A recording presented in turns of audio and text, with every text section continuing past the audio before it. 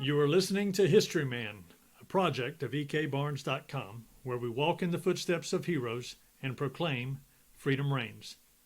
On today's episode, we are very happy to have Mary Boyd, a historian at the Georgetown County Historical Society Museum in Georgetown, South Carolina. Welcome, Mary. Hi, Eric. So glad to be with you all today. And I'm so excited about being down here. Georgetown is just a wonderful little community, wonderful little town, and Yes. it's the third oldest town in South Carolina. That's right. Is that correct? That's correct. It's Charleston in 1670, Beaufort 1711, and Georgetown in 1729. Wow. Before we start, we want to acknowledge a couple of our partners in this podcast. Long Gone LLC in Camden, South Carolina, specializes in historic tours in the oldest continuous inland city of South Carolina. You can find them on Facebook at Long Gone LLC. We also want to recognize the Cultural and Heritage Museums of York County, South Carolina, including the Southern Revolutionary War Institute, and of course our friends at southerncampaign1780.org. So thank you, Mary, for sitting down with us. Tell us a little bit about the background of Georgetown, South Carolina. There is no little bit. It's 300 years worth of history here in Georgetown. One of the things we usually start off with is Native Americans, as do people all across America in their basic histories. But we even predate that. There was an attempted settlement here in 1526 by a Spanish explorer named Ion, who came with 600 settlers to the shores of where Georgetown later set up. However, 500 of the 600 settlers died of fever. The settlement lasted less than 1 year, and had that settlement been successful, though, we would have predated St. Augustine, Florida, as the oldest continuously occupied town in America. Well, it didn't happen. Sure. So the Spanish that came here, you said Ion, did he come from Spain or Portugal? Or where He did came from somewhere in the Caribbean I see. via Spain, and he brought both Africans and other Spanish people here. In fact, he brought the very first enslaved people here. He brought the first horses that became known as what we call today the banker horses of North Carolina, the cracker horses of Florida. And in Georgetown, those that stayed in this area are the marsh tacky horses.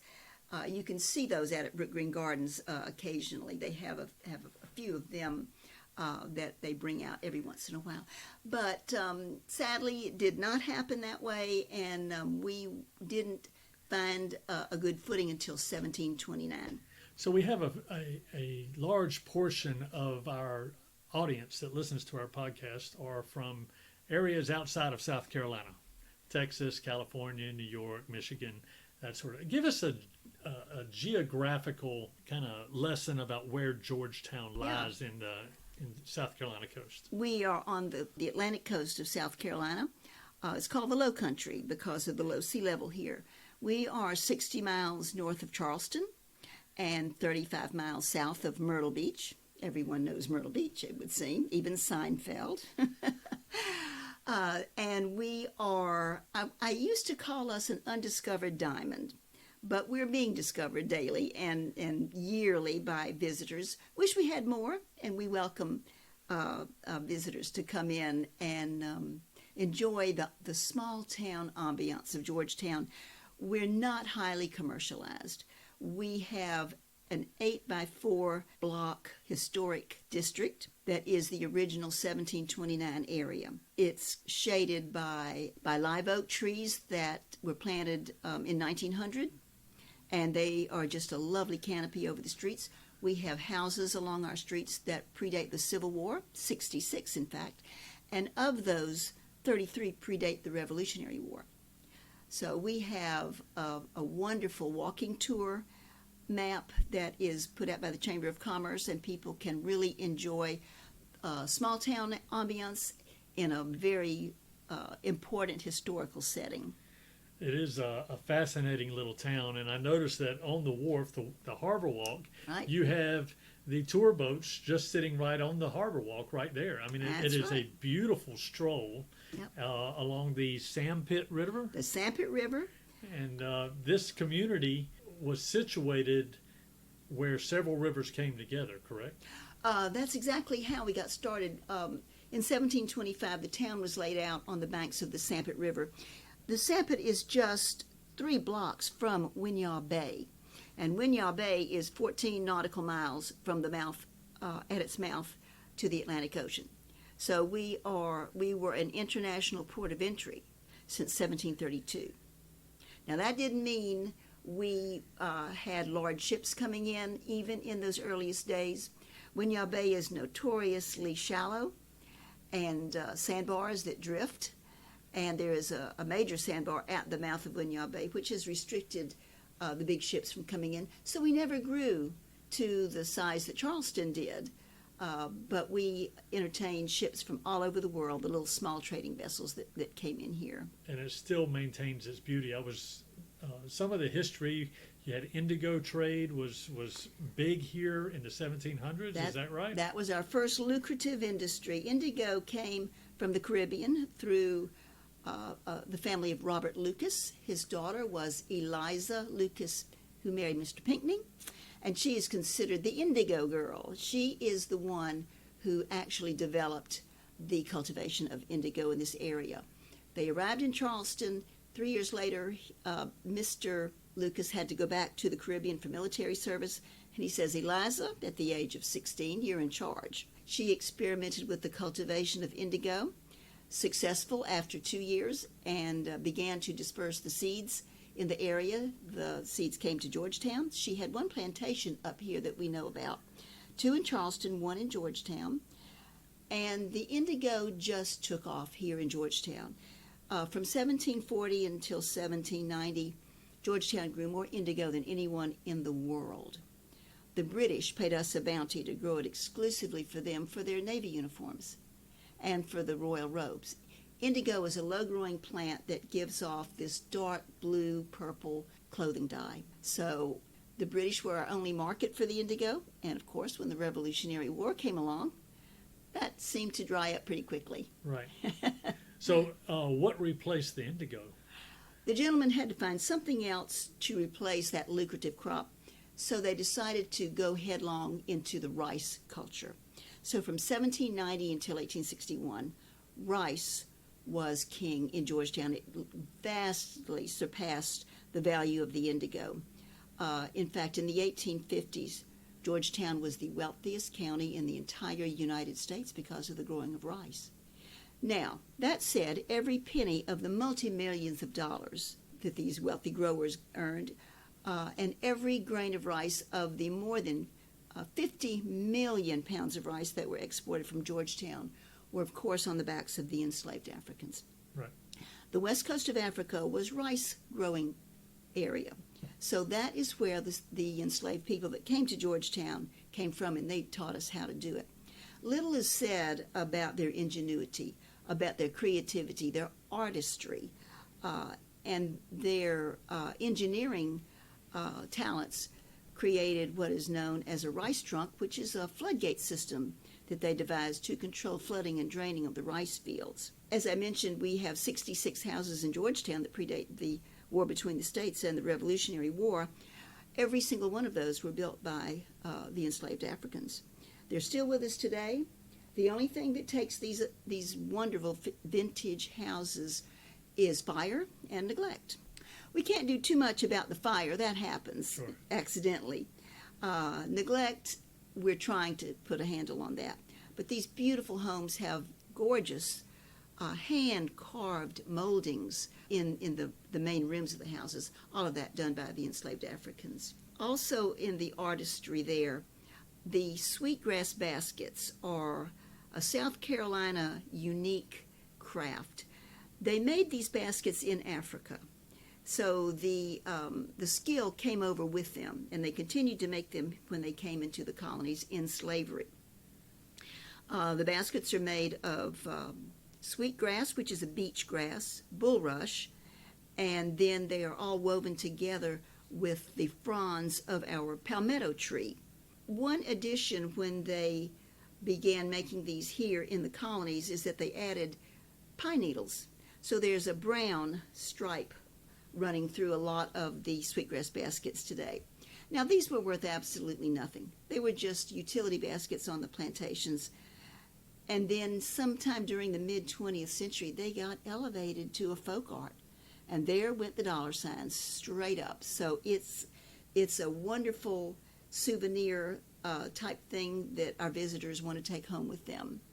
Just in a short time talking here, you have mentioned the Spanish, the Caribbean, the western side of Africa. We're talking about the British. We are, when we talk about a melting pot, and we're talking about the founding of our nation, right? It is a melting pot from the very beginning. And add into those cultures the French Huguenots that came early. The English, of course, were the first ones into Charleston. The French Huguenots were right there with them. The Presbyterians from Scotland came in.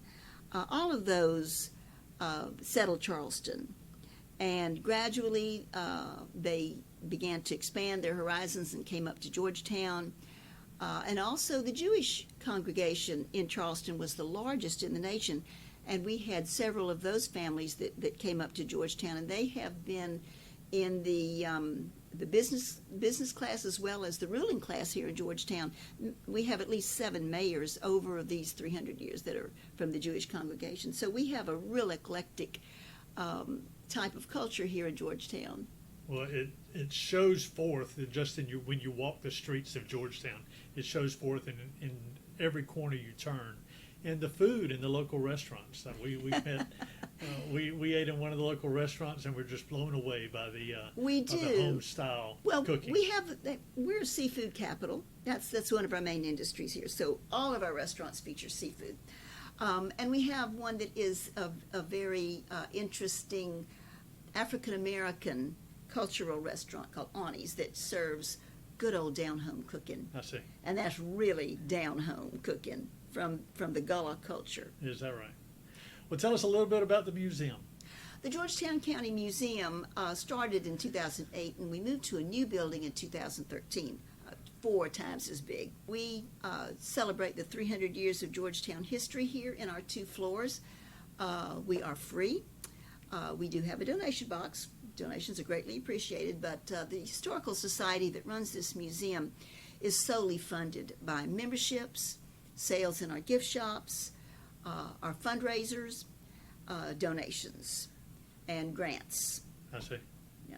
So when you walk through the museum, tell us a little bit about your exhibits that you have here. Well, the first floor gallery is the timeline, and we start out with the Native Americans, and we go chronologically around the room and ending up in the early 20th century. Now, we have 8 American firsts here in Georgetown.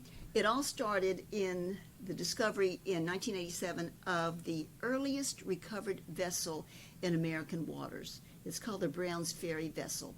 It probably went down before 1740, and the discovery of that has helped scientists discover how shipbuilding methods were done in those early days. By 1735, we have the first banking house in the colony. Indigo, as we mentioned earlier, came in around 1740, and we were the largest indigo producer in the world. By 1757, those indigo growers had opened the first free school in America. That school is still with us today.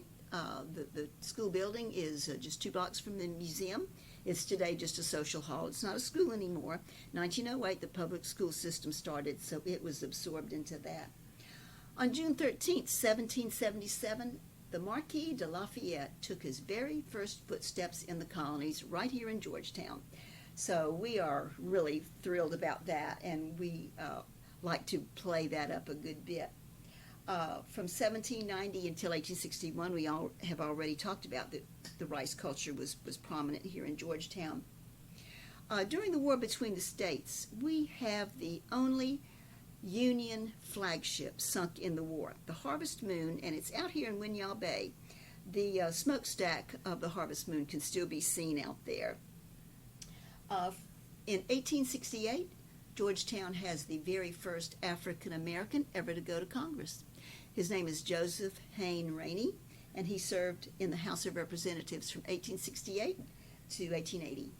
He returned to Georgetown, died in 1886, and sadly, we don't even know where he's buried. Wow.